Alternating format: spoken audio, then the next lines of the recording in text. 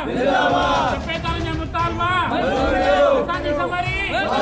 साईं समरी पास कयो एहतजाज असीं सीएम सिंध साहब के इलाही बख्श भयो मरकज़ी जनरल सेक्रेटरी सिंध तपेदार एसोसिएशन सिंध जो भी रिलीफ जो कम उन में का बि शइ जी टी असांखे नथी ॾिनी वञे।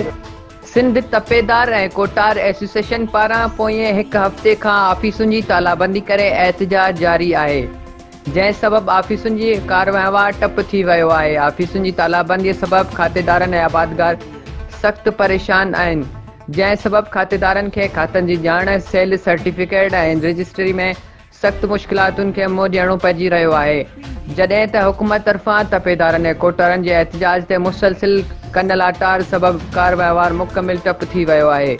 सिंध तपेदार एसोसिएशन जे मरकज़ी जनरल सेक्रेटरी इलाही बख्श बियूं ज़िले मटियारी जे सदर अब्दुल करीम जहेजो, रसूल बख्श खासखेली, गुलाम मुर्तज़ा जतोई, शौकत चांग, मुश्ताक सियाल, सैयद जुल्फकार अली शाह ऐं बबलू बम्बरो जो चवणु हो त असांजा जायज़ मुतालबा फौरी मंज़ूर कया वञनि। अॻवाननि जो चवणु हो त रेवेन्यू फील्ड स्टाफ जो नोटिफिकेशन फौरी तौर जारी करे बेचैनी ख़त्म कई वञे।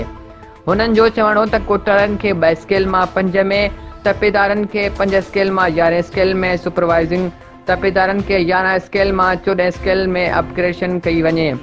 अॻवाननि जो वधीक चवणु हो त असां खां प्रोटोकॉल बोर्ड पोलियो कोटारनि जो कमु नोटिफिकेशन जी तकमील समेत मुल्क जे 15 महकमनि में असांखे बग़ैर इज़ाफ़ी अलाउंस जो कमु वरितो पियो वञे, जंहिंजो मुआवज़ो अलॻि ॾिनो वञे। अॻवाननि जो चवणु हो त असांजा जाइज़ मुतालबा मञिया विया त पूरी सिंध जा तपेदार ऐं कोटारा कराची प्रेस क्लब खां वज़ीर आला हाउस ॾांहुं मार्च करे वज़ीर आला हाउस अॻियां धरणो हणंदासीं। कैमरा टीम सां गॾु अली फैज़ान, खासकेली, सोच टीवी, मटियारी। ओ साईं समरी पास कयो सिंध रेवेन्यू मुलाज़िमनि जी है, ओ साईं समरी पास कयो शहीद राणीअ जे सदके हिननि ते एहसास कयो। ओ शहीद राणीअ जे सदके हिननि ते एहसास कके ओ हिननि वज़ीर आला ऐं जेको सो चीफ सेक्रेटरी के सीनियर मेंबर खे ऐं जेको सो असांजो जेको सूबाई जेको मिनिस्टर आहे रेवेन्यू जो साईं महबूब ज़मा साहब खे, जिन खे गुज़ारिश था करियूं त असांजा जेको एहतजाज जंहिं शइ लाइ करियूं पिया त असांजी अपग्रेडेशन कई वञे, असांजो जेको सो रेवेन्यू अलाउंस ॾिना वञनि ऐं असांजो जेको जेके पघारूं आहिनि, सैलियूं आहिनि, उन्हनि मां जेको सो हींअर का बि पूराई कान थी थिए ऐं महिरबानी करे असांजी जेके सो अपग्रेडेशन ऐं अलाउंस ॾिना वञनि, जीअं जेको आहे सो असांजा जेके मसइला हल थी सघनि। इलाही बख्श भयो मरकज़ी जनरल सेक्रेटरी सिंध तपेदार एसोसिएशन सिंध। अदा असां अगंबे इलाही एहतजाज थिया आहिनि, 2014 खां एहतजाज जारी आहे ऐं जारी रहंदो जेसिताईं असांजा मुतालबा मंज़ूर न थींदा, एहतजाज जारी रहंदो। असांजी appeal chief justice of Pakistan खे, वज़ीर आज़म पाकिस्तान इमरान ख़ान खे, वज़ीर आला सिंध खे, खुदारा असांजे फील्ड स्टाफ खे ऐं रेवेन्यू स्टाफ खे अहमियत ॾियो, इज़त ॾियो, उन्हनि खे फैसिलिटियूं ॾियो। ॿी सूरत में असां कराची प्रेस क्लब खां CM हाउस ताईं धरणो हणंदासीं। पोइ तव्हांजो जेको वस आहे, जेकी तव्हां आदत खां मजबूर हो, लठियूं असांखे हणिजो।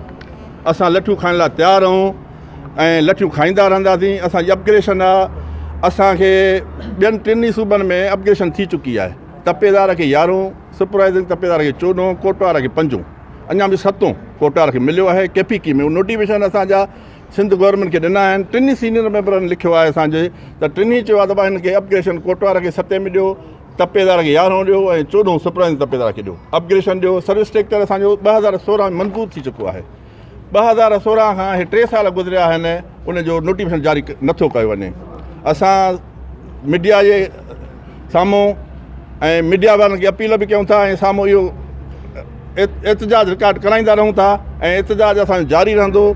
असांजी अपील बि आहे, असांजो एहतजाज बि आहे, असांजी निमाणी गुज़ारिश बि आहे वक़्त वारे हुक्मराननि खे ऐं वक़्ती इदारनि खे। ख़ासि करे असांजो अर्ज़ु इहो इस्टेब्लिशमेंट खे बि आहे त खुदारा असां 25 महकमनि जो कमु कयूं था, जंहिंमें सभु कम लिखियल आहिनि, सभु जेके सुञाण धुरियूं उन्हनि खे ख़बर आहे। सॼो ॾींहुं तपेदार फील्ड स्टाफ छा पियो करे, 42 रुपया आहिनि शर्म जहिड़ी ॻाल्हि आहिनि शर्म जहिड़ी ॻाल्हि आहिनि गवर्नमेंट वारनि खे त 42 रुपया अञा अलाउंस मिले पियो ऐं या त 42 बंदि कयो नालो था कयो त 42 अलाउंस ॾियूं था 42 रुपया घोड़ा अलाउंस जो घोड़ो हिकु टाइम जो ख़र्चु कोन्हे खाधो कोन्हे इन करे बहितर आहे त असांजी अपील बि आहे गुज़ारिश बि आहे त महिरबानी करे असांजो जल्द खां जल्द नोटिफिकेशन कढियो वञे ऐं बेचैनी असां फील्ड स्टाफ ख़तमु कई वञे जेको बि रिलीफ जो कमु हुन में का बि शइ जी 3 ॾींहं असांखे नथी ॾिनी वञे असीं पुरज़ोर मुतालबा कयूं था त असांजो रेवेन्यू सर्विस स्ट्रक्चर बहाल कयो वञे ऐं टाइम स्केल असांखे ॾिनो वञे ऐं असांजो वज़ीर आला सिंध ऐं चीफ सेक्रेटरी ऑफ सिंध ऐं senior member board of revenue ऐं मखदूम महबूब जमा साहब चीफ मिनिस्टर ऑफ रेवेन्यू खे असीं पुरज़ोर अपील कयूं था त हीअ जेकी समरी असांजी 2016 जी जेकी नोटिफिकेशन जारी न कयो आहे उनजो असांखे नोटिफिकेशन जारी कराए ॾिनो वञे।